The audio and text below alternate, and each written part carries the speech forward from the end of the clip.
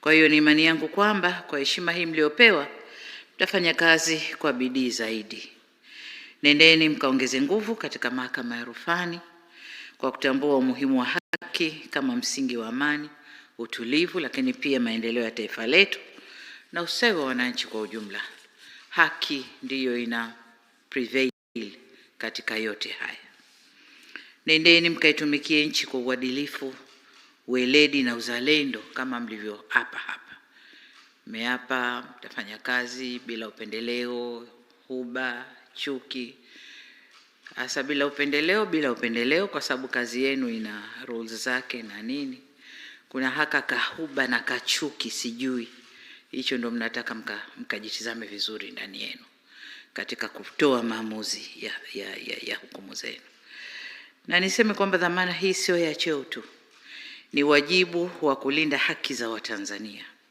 Katika maamuzi yote mnayofanya, kumbukeni kauli hii, kwa kuwatumikia wanadamu ni kumtumikia Mungu.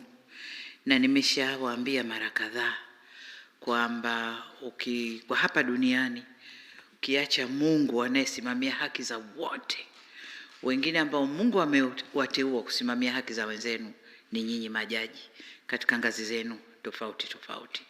Kwa hiyo mnafanya kazi kubwa na niseme wajibu au dhima, mna dhima kubwa kwa nchi hii katika kutenda haki, kuhakikisha haki za wananchi zinapatikana, lakini si tu za wananchi, hata haki ya kusimamia taifa lenu iko mikononi kwenu. Kwa hiyo wale wenzetu wanasema the service to humanity is serving to God. Kwa hiyo mnapohudumia wananchi kusimamia haki, mnatumikia kazi ya Mungu pia. Ndugu zangu, kwa kutambua umuhimu wa swala la utoaji haki, serikali imeendelea na itaendelea kuchukua hatua za kuimarisha uwezo wa mahakama zetu Tanzania ili iweze kusimamia vizuri eneo hili na kwa ufanisi. Kwa muktadha huo, uteuzi wenu kuwa majaji wa mahakama rufani ni sehemu ya jitihada hizo za kuongeza ufanisi katika mhimili huu muhimu. Tumefanya mengine mengi na nyinyi ni mashahidi kwamba mahakama zimebadilika kwa kiasi kikubwa, zimeendelea kwa kiasi kikubwa sana katika miaka hii ya karibuni.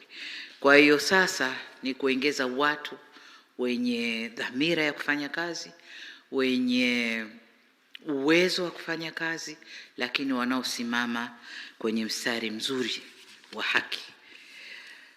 Mahakama ya rufani ndio ngazi ya juu kabisa katika utoaji haki katika nchi yetu. Kwa hiyo kila uamuzi mnaotoa una uzito mkubwa, si kwa wahusika washauri pekee, bali pia kwa taasisi zetu, mwenendo wa jamii na tafsiri pana ya sheria nchini. Yote yanawaangalia nyinyi kama wasimamizi wa haki kwenye taifa letu. Hivyo basi, nendeni mkalinde heshima na uhuru wa mahakama, lakini pia muendelee kuimarisha uwajibikaji, nidhamu na maadili ndani ya mhimili huu muhimu.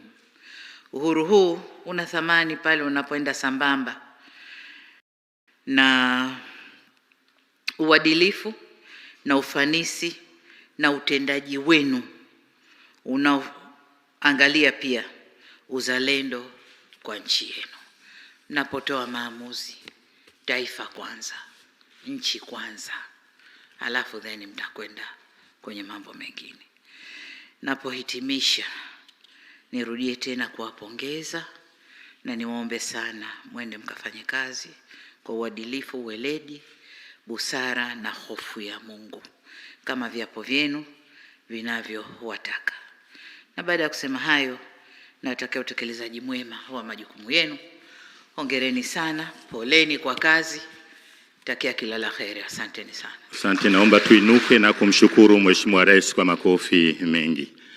Mheshimiwa Rais wa Jamhuri ya Muungano wa Tanzania, naomba uridhie tufanye itifaki ya picha za kumbukumbu hapo nje. Asante sana Mheshimiwa Rais.